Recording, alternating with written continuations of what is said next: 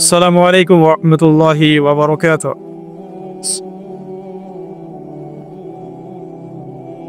আপনারা কেমন আছেন সবাই? আলহামদুলিল্লাহ আলা কুল্লি হাল ওয়া ফি কুল্লি মাকান। আজকে সকালেই বাদ ফজর একটা কিতাব পড়ছিলাম, আল্লামা পীর জুলফিকার হাফিজাহুল্লাহ তার লেখা অসাধারণ একটা কিতাব। তো সেখানে একটা জায়গায় তিনি লিখেছেন যে আল্লাহ সুবহানাহু ওয়া তাআলা কিছু বান্দাকে দেখে লজ্জা করবেন, আল্লাহ পাক লজ্জা করবেন, তাদেরকে শাস্তি দিতে আল্লাহ লজ্জা করবেন। তাদেরকে শাস্তি দিতে আল্লাহ পাকের লজ্জাবোধ হবে। চিন্তা করতে পারেন কারা তারা? বলা হচ্ছে তারা সেই সব মানুষ যারা কালো কালো চুল কালো দাড়ি নিয়ে ইবাদত শুরু করেছে। কালো চুল কালো দাড়ি নিয়ে ইবাদত শুরু করেছে, ইবাদত করতে করতে এটা সাদা হয়ে গেছে। তার মানে শায়েখ মানে কিন্তু বৃদ্ধ। শায়েখের অনেক অর্থ হয়, শায়েখ মানে পণ্ডিত, স্কলার, শায়েখ মানে কিন্তু বৃদ্ধ। তা আমরা দোয়া করি আল্লাহ পাকের কাছে, আল্লাহ পাক আমাদেরকে সব দিক থেকেই সুস্থতার সাথে আল্লাহর ইবাদত করতে করতে শায়েখ হওয়ার তৌফিক দান করে। আমিন। এখন প্রসঙ্গে আসি যে ইসলাহি মাহফিলটা হচ্ছে আপনাদের এখানে বেশ কয়েকদিন থেকে। কয়দিন হলো আজকে? পঞ্চম দিন, মাশাআল্লাহ। তো আমরা রবিউল আউয়াল মাসে আছি, সিরাতের মাহফিল হচ্ছে। এটা আমার জন্য খুবই আনন্দের, কারণ সিরাত কেন্দ্রিক দীর্ঘমেয়াদী কিছু কাজ করার পরিকল্পনা আছে ইনশাআল্লাহ। যতই সিরাত পড়ি ততই মনে হয় যে এই সিরাতের আলোটাই মানুষের মধ্যে বেশি ছড়ানো দরকার। কোরআনের তিলাওয়াত, কোরআনের ভাষা, কোরআনের ব্যাকরণ, কোরআনের তর্জমা, এইগুলো যদি ছড়ানো যায় আমাদের এই বাংলার মানুষের মধ্যে, ইনশাআল্লাহ একদিন না একদিন দিন কায়েম হবে। এটা না ছড়ানো পর্যন্ত হবে না, যতই শোডাউন করি না কেন লাভ নাই। হার্ট টু হার্ট কোরআন থাকতো, অ্যাটলিস্ট কোরআন আমরা পড়ে বুঝতে পারি, এই পর্যায়ে যেতে হবে। আমরা মক্তব করছি, মাশাআল্লাহ, অনেকেই মক্তব নিয়ে খেদমত করছেন, কিন্তু ওরা যখন আবার স্কুলে ভর্তি হচ্ছে তারা কোরআন হারিয়ে ফেলছে। আবার কলেজে পড়তে যাচ্ছে, সেখানে কোরআন থেকে তারা সরে যাচ্ছে। শুধু মক্তব না, আমাদের দরকার ইসলামিক বিশ্ববিদ্যালয়, আমাদের দরকার শহরে শহরে ইসলামিক বিশ্ববিদ্যালয়। এবং জেনারেল শিক্ষিত মানুষের সংখ্যা বাংলাদেশে প্রায় 70%, আরও বেশি হবে, আমি কম করে বললাম। আমরা 20-30% মানুষ মসজিদ, মাদ্রাসা, তালাবুল ইলম, আল মুজাহাদা ফি তারিকুল ইলম, এগুলোর সাথে আছে। বাকি 70% একটা হিউজ কমিউনিটি আমরা মসজিদ, মাদ্রাসা, শায়েখ, ওস্তাজ, তালাবুল ইলম এগুলো থেকে দূরে থাকি। এই 70% মানুষকে কিভাবে কোরআন শেখানো যায় এই ফিকিরটা করতে হবে। আল্লাহ পাক তৌফিক দান করুন। এই জন্য দরকার কোরআনিক কিছু কোর্সেস, কোরআনের দার্স, কোরআন শিক্ষার কার্যক্রম চালু করা। একদিন মসজিদে এসেছি এটা যথেষ্ট না, আমাদেরকে এভাবেই 3 মাস এসে কোরআন শিখতে হবে, আরও 2-1 মাস সময় বাড়িয়ে দিয়ে কোরআনের তর্জমা, অ্যারাবিক গ্রামার কিছু শিখতে হবে। তখন গিয়ে একটা পরিবর্তন দেখা যাবে ইনশাআল্লাহ। আল্লাহ পাক তৌফিক দান করুন। কারণ কিছু সমস্যা আছে আমাদের, সেটা হলো আমাদের শিক্ষা ব্যবস্থায় জেনারেল শিক্ষা এবং ইসলামিক শিক্ষা আলাদা করে দেওয়া হয়েছে। মালয়েশিয়ার মতো কান্ট্রি সব দিক থেকে ডেভেলপ করেছে, তারা শুধু টলেস্ট বিল্ডিংই নির্মাণ করে নাই, তারা শিক্ষা ব্যবস্থায় এমন একটা নীতি চালু করেছে যে একজন কলেজ পড়ুয়া ছাত্র ইমামতি করতে পারে। ছোট থেকেই সে এভাবেই পড়াশোনা করে উঠে আসছে। এটা আমরা করতে পারতাম, এটা আমাদের যারা দায়িত্বশীল আছেন, শিক্ষা বিভাগে যারা আছেন, রাষ্ট্রে যারা আছেন, তারা করতে পারতেন এবং আপনাদের পারা উচিতও বটে। কারণ আজকে আমাকে টপিক দেওয়া হয়েছে নবী সাল্লাল্লাহু আলাইহি ওয়াসাল্লামের নেতৃত্বের গুণাবলী। তো এই টপিকটি এতই ক্রিটিক্যাল, ওনারা আমাকে বলেছেন 10টা থেকে 11টা পয়েন্টস আপনি বলে। আমি শুধু গাড়িতে লিখতে লিখতে আসছিলাম, তো দেখলাম যে 18 থেকে 20টা হয়ে গেছে। এটা নিয়ে লিখতে থাকলে 50টার কম হবে না। নেতৃত্বের গুণাবলী, নবী সাল্লাল্লাহু আলাইহি ওয়াসাল্লাম কিভাবে তার নেশনকে লিড দিয়েছেন।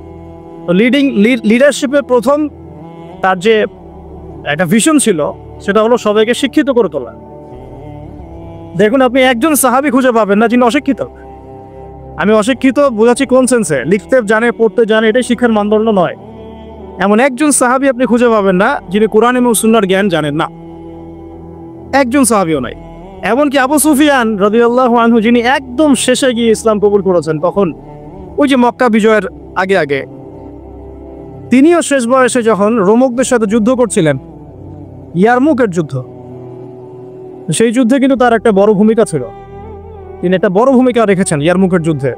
মানে এক পর্যায়ে মুসলিমরা জিতে যাচ্ছিল, কিন্তু রোমকদের পাল্টা আক্রমণে মুসলিমরা ছত্রভঙ্গ হয়ে পড়ে এবং মুসলিমদের রমণীদের যে খেমা আছে মানে তাবু, এই পর্যন্ত কুফার সৈন্যরা চলে আসছিল। এই সময় আবু সুফিয়ান রাদিয়াল্লাহু আনহু একটা জোরালো ভূমিকা রেখেছে এবং তার সাথে ছিলেন ইকরিমা বিন আবি জেহেল, আবু জেহেলের ছেলে ইকরিমা রাদিয়াল্লাহু আনহু। মানুষের লাইফটা আসলে কেমন, যার বাবা জাহান্নামী তার ছেলে জান্নাত। আর ইকরিমা রাদিয়াল্লাহু আনহু বলছেন যে কাতালতু রাসূলুল্লাহি ফি কুল্লি মাউতিন, আমি সারা জীবন রাসূলের এগেইনস্টে যুদ্ধ করেছি, আর আজকে কে আছো আমার সাথে মৃত্যুর বায়াত করতে পারো, কে আছো আমার সাথে মৃত্যুর বায়াত করতে পারো। তারপর তিনি আগ্রাসী আক্রমণ চালিয়ে রোমকদের যে দুর্গগুলো মানে শেল, ওদের তো যুদ্ধ নীতি খুব উন্নত ছিল, সেগুলো ভেদ করে সামনে চলে যায়।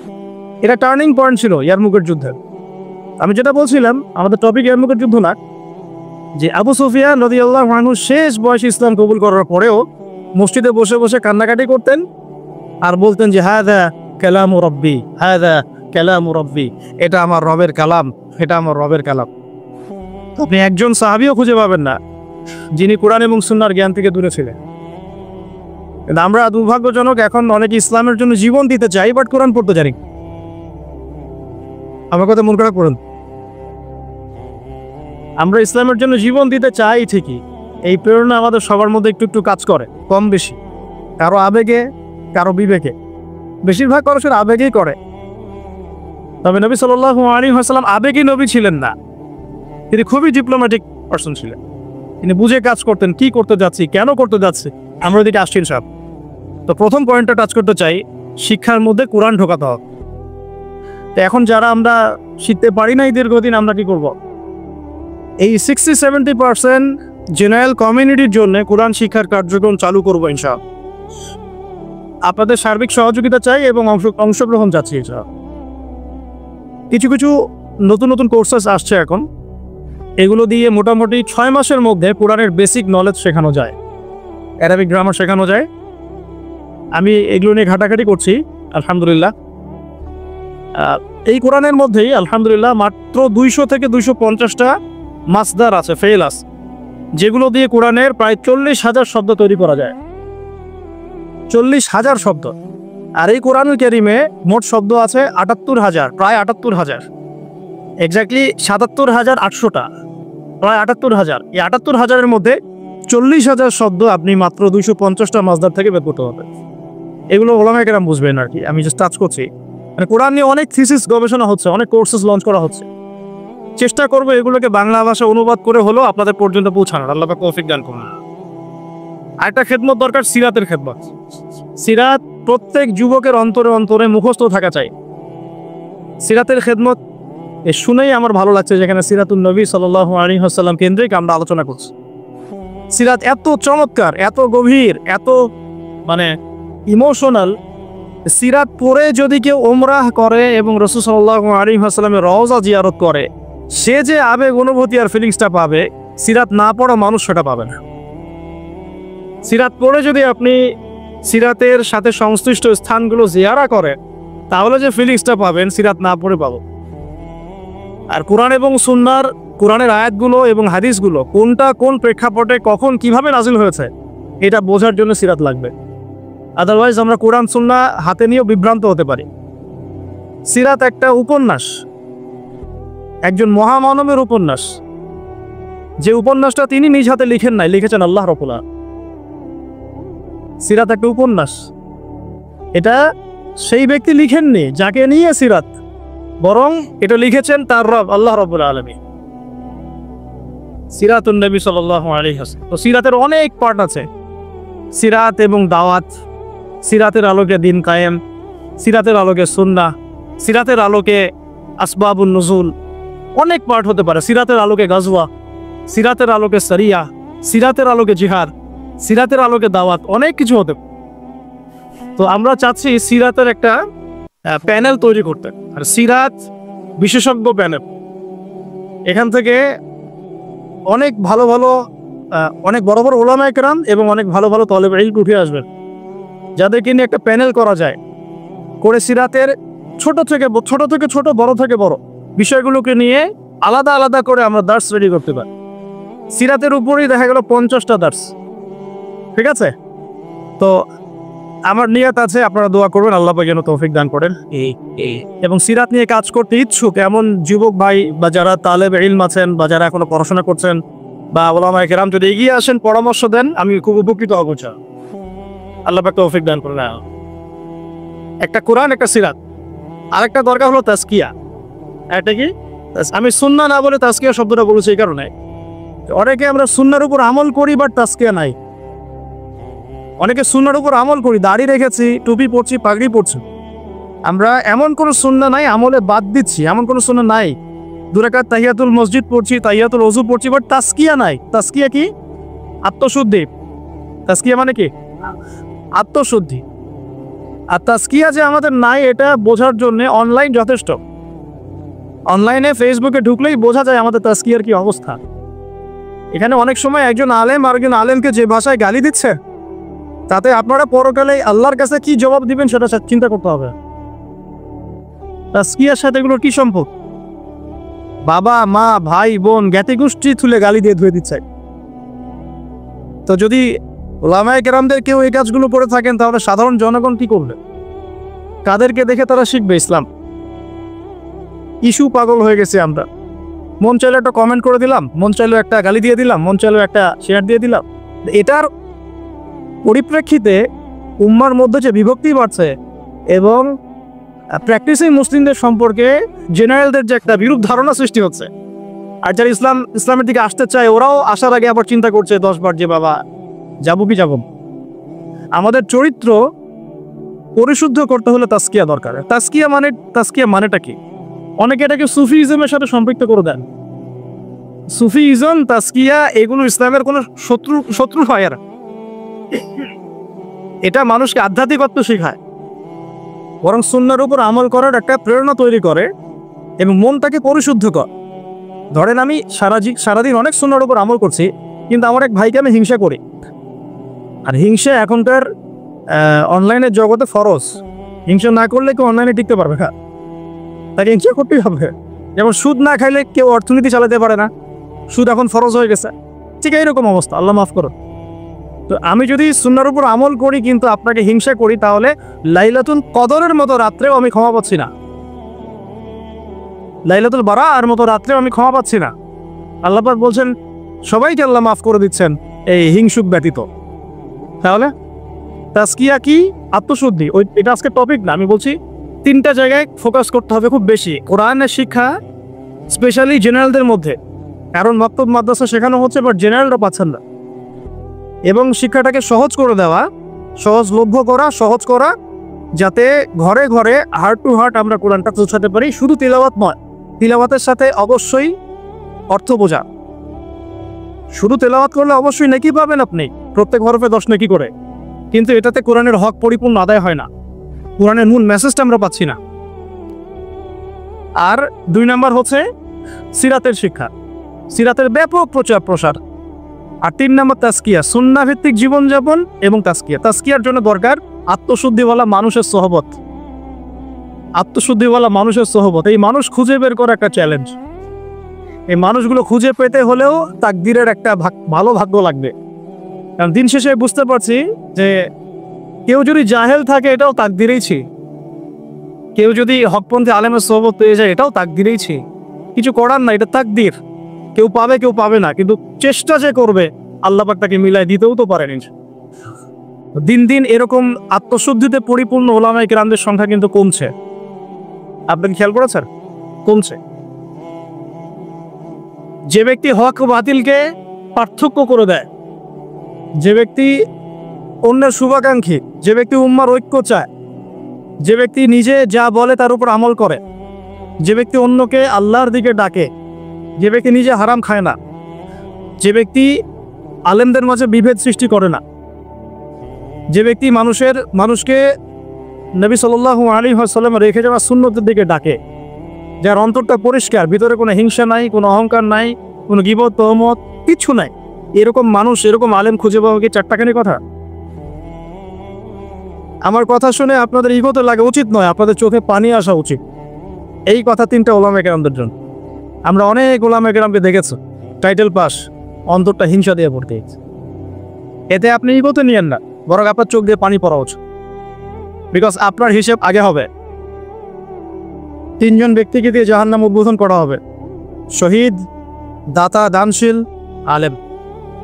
আমি এমন অনেক ওলামা কেরামকে দেখেছি যাদের কথাবার্তা, চলাফেরা এবং উঠা বসাতে অহংকার স্পষ্ট, কেবল অহংকার স্পষ্ট। আর আলহামদুলিল্লাহ আমি এমন অনেক ওলামা কেরামের সোহবত পেয়েছি যারা আল্লাহর ওলি, যারা আল্লাহর ওলি। তো এখন এই পর্যন্ত যাওয়াটা আপনার জন্য চ্যালেঞ্জ। আল্লাহর কাছে অনেক দোয়া করতে হবে এবং নিজের অন্তরটাকে নিউট্রাল রাখতে হবে, কোনো দিকে বায়াসড হয়ে যাওয়া যাবে। নিউট্রাল রাখলে ইনশাআল্লাহ তাহলে আপনি বুঝতে পারবেন যে কে হকের উপর আছে, কে বাতিলের উপর আছে। আল্লাহ পাক আমাদের সবাইকে আত্মশুদ্ধিতে পরিপূর্ণ মানুষের সোহবত দান করুন। আমি আমাদেরকেও সেই আত্মশুদ্ধি অর্জন করার তৌফিক দান। এই 3টা জায়গায় খুব বেশি ফোকাস করা দরকার। সিরাত নিয়ে 2টো কথা বলে আমি আমার টপিকে আসছি। আজকে সবগুলো আলোচনা করব না, কারণ আপনাদের জন্য একটা সুখবর আছে, আমার জন্য সুখবর। ইনশাআল্লাহ আগামীকাল আমি আবার আসবো। যে অংশটুকু বাকি আছে এই অংশটুকু আমরা আগামীকাল শেষ করবো। আগামীকাল আমাদের এখানে একজন ওস্তাদ আসবেন, তার আগে বা তারপরে, যদিও কালকে আমার ডেট নাই, আমি চেয়ে নিয়েছি এটা। আর আমি সিরাত পড়তে গিয়ে দেখেছি যে এটা 1 লেকচারে কোনোদিনও আলোচনা শেষ করা যাবে না।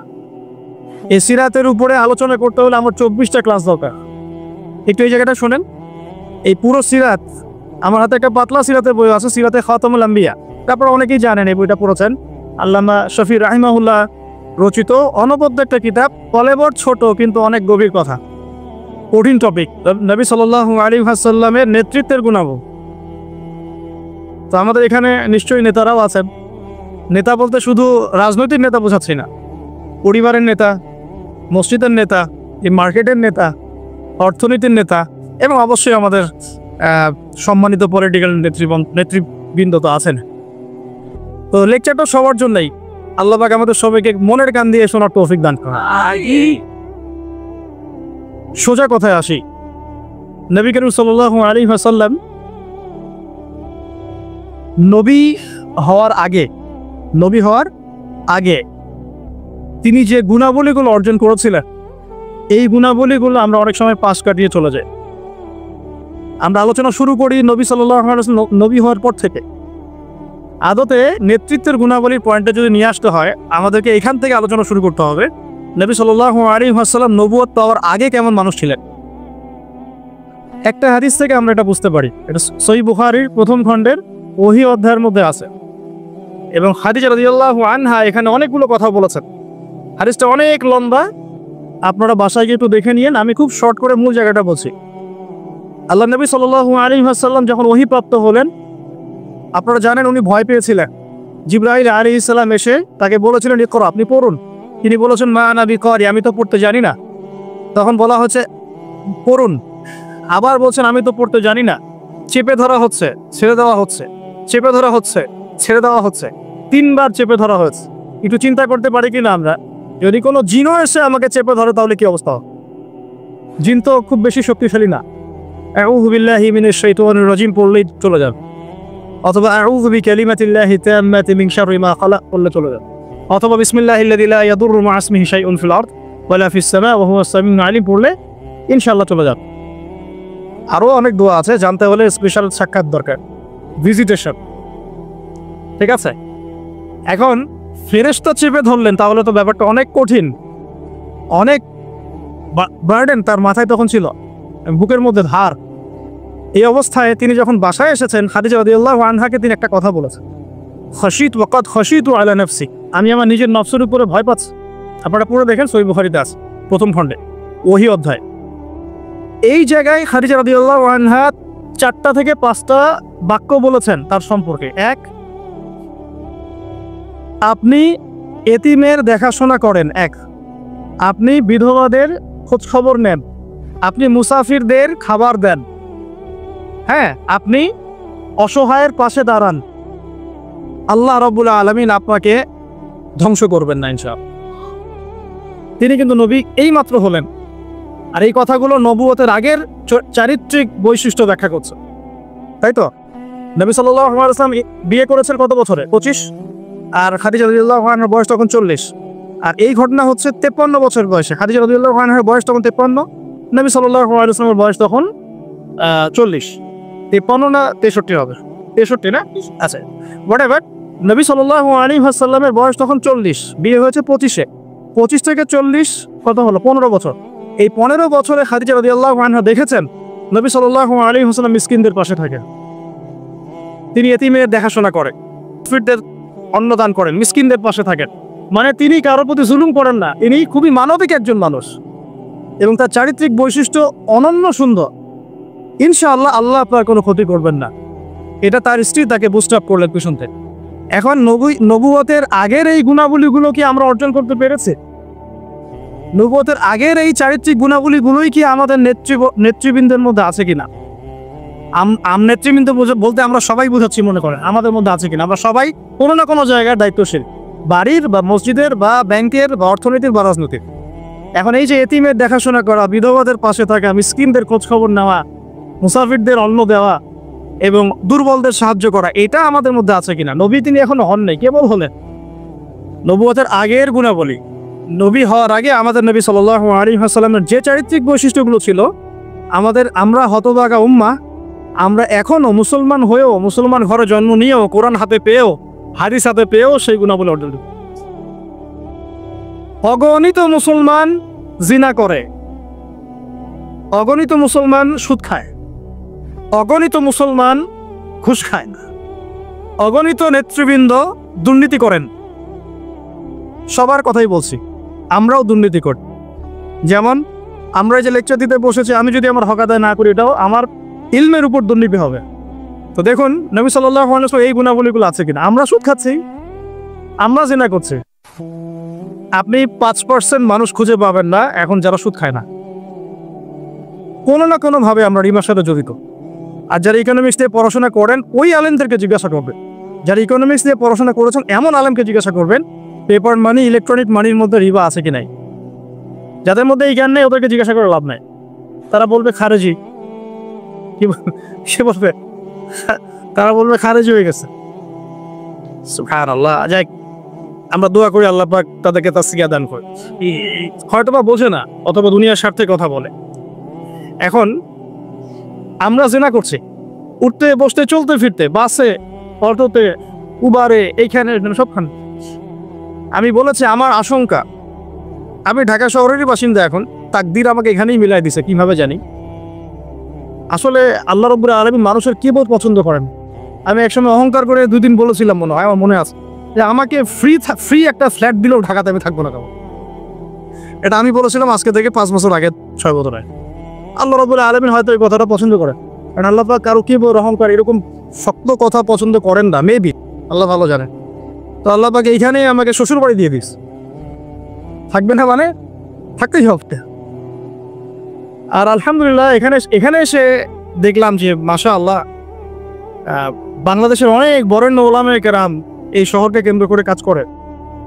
তাদের সোহবত যদি না থাকতো আমি শহরে থাকতাম না, তাদের সোহবত যদি না থাকতো এই শহরে হয়তো আমি থাকতাম না। তবে তারা এই শহরের যান্ত্রিক জীবন থেকে দূরে থাকেন, কারণ যান্ত্রিক জীবনে আপনি আল্লাহর নূর মারেফত বুঝতে পারবেন না। তারা যদি এইরকম বিজি লাইফ লিড করতেন তাহলে আমরা এরকম কিতাবগুলো পেতাম না। এখন খেয়াল করে দেখবেন এখানে জন্ম নিয়ে কতজন আলেম হয়েছে, এই শহরে জন্ম নিয়ে বাই বর্ন ঢাকায় জন্ম নিয়ে কতজন আলেম হয়েছে, যারা ওলামায়ে কেরাম তারা বাহির থেকে এসে এই শহরকে আলোকিত করছেন। বুঝতে পারছেন কি বিষয়টা? এখন দেখুন আমরা সব জায়গায় জেনা করছি। আমার আশঙ্কা ঢাকা শহরে যদি কোনো বড় ভূমিকম্প হয় বা ছোটও হয়, জেনার পাপের কারণে হয়। আল্লাহ পাক আমাদেরকে হেফাজত করে নেন। আর আমি আজকে আরো বেশি কনসিয়াস এবং ভয় পাচ্ছি এই কথাটা বলতে, যে যদি আল্লাহর কোনো গজব চলে আসে তখন ভালো মন্দ কোনো মানুষ ছাড় পাবে না, আমরাও ছাড় পাবো না, ভালো মানুষ মনে হয় ছাড় পাবে এমন না।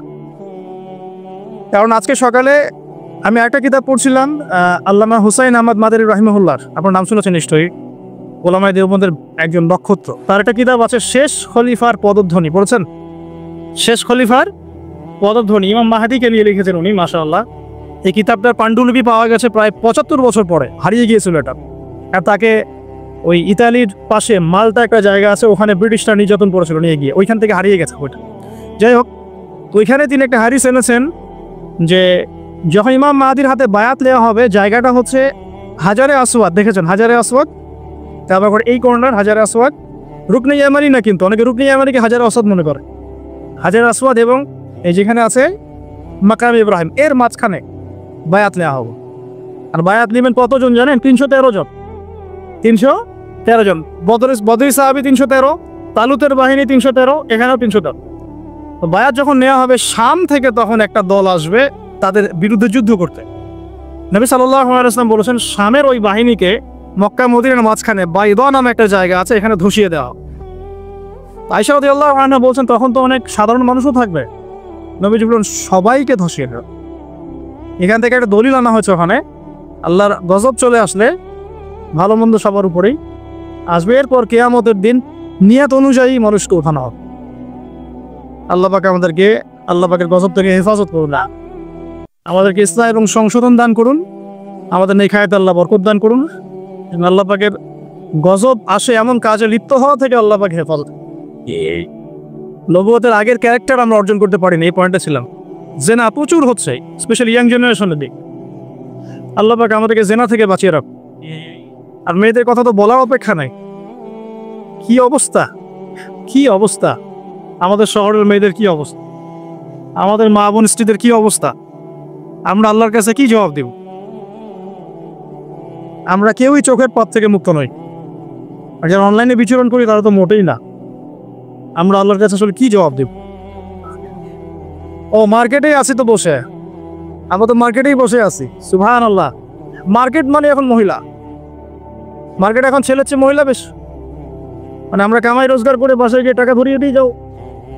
আল্লাহ পাক আমাকে ইসলাহ দান করুন, আপনাদের সবাইকে ইসলাহ দান করুন। প্রথম কথা, নবী সাল্লাল্লাহু আলাইহি ওয়াসাল্লামের নবুয়তের পূর্বের জীবনের যে আখলাক, সে আখলাকটা অর্জন করতে হবে। এটা হচ্ছে নববী নেতৃত্বের প্রথম শর্ত। করা যাবে ইনশাআল্লাহ। তাহলে আমরা এখন বেসিক কিছু কাজ করব। দেখুন, মুসলমানের দোকানে আমরা যেতে মাঝে মাঝে ভয় পাই, ঠকায় দেয় কিনা। একজন হিন্দু ভাইয়ের দোকানে কি আপনি দুধ কিনতে কমফোর্ট ফিল করেন? ও দুধে পানি মেশায় না? হ্যাঁ, অনেক সময় এমন হয়, সবসময় না হলে অনেক সময় এমন হয়। তাহলে আমরা যদি আমাদের আখলাক ঠিক না করতে পারি, তাহলে এই বড় বড় কথাগুলো আসলে কোনো কাজে দিবে না। আল্লাহ পাক আমাদের সবাইকে ভিতর থেকে সৎ হওয়ার তৌফিক দান। এতিমের দেখাশোনা করা যাবে ইনশাআল্লাহ। বিধবাদের দেখাশোনা, অনেকে ফ্যান্টাসিতে ভোগেন 4টা বিয়ে করবেন, তো একজন বিধবাকে বিয়ে করে দেখান, তাই না? আমাদের তো মাশাআল্লাহ অনেক ফ্যান্টাসি অনেকের মধ্যে, 4টা করবো 4টা বিয়ে। তো একজন বিধবাকে করে দেখান, একজন তালাক প্রাপ্তাকে করে দেখান, একজন এতিমকে করে দেখান, তারপরে বোঝা যাবে যে ইসলাম কতটুকু বুঝেছেন। আচ্ছা, মিসকিনদের পাশে থাকা, অসহায়ের পাশে থাকা, মাজলুমের পাশে থাকা, মুসাফিরদেরকে, এই কাজগুলো আমরা করতে পারবো ইনশাআল্লাহ। আল্লাহ পাক এরকম সোশ্যাল ওয়ার্কগুলো করার তৌফিক আমাদের সবাইকে দান করুন। 2 নাম্বার দেখুন, নবী সাল্লাল্লাহু আলাইহি ওয়াসাল্লাম নবী হয়েছেন, এবার তিনি উম্মাকে নেতৃত্ব দিবেন। কারণ আল্লাহ পাক তাকে একটা ভিশন দিয়েছেন, ভিশনটা আগে ফিক্স করতে হবে। ভিশন মানে কি? লক্ষ্যটা কি? লক্ষ্যটা এক বাক্যে হচ্ছে আমি, আপনি, আমরা সবাই। নবী সাল্লাল্লাহু আলাইহি ওয়াসাল্লামের ক্ষেত্রে পুরো উম্মাহ, আমরা যেন দুনিয়াতেও সফল হই, পরকালেও জান্নাতে যাই, বাস সিম্পল। এর চেয়ে বড় কোনো ভিশন আছে? আমাদের ভিশন 2টা, এক কোরআন সুন্নাহ রাসূলের সিরাত তাজকিয়া, এগুলোকে নিয়ে যেন আমরা দুনিয়াতে সফল হই, পরকালে জান্নাতে যাই, বাস এতটুকুই। আর দুনিয়াতে সাফল্য মানদণ্ড, মানে সাফল্য ব্যর্থতার মানদণ্ডটাই পরকালের জান্নাতে যাওয়া না যাওয়ার মানদণ্ড নয়। দুনিয়াতে কেউ যদি কিছু ব্যর্থ হয়, দারিদ্রতা থাকে, অভাবে থাকে, ইত্যাদি ইত্যাদি, তাহলে এর মানে এই না যে সে জান্নাতে যেতে পারে। কিন্তু আল্লাহ পাক আমাদেরকে পাঠিয়েছেন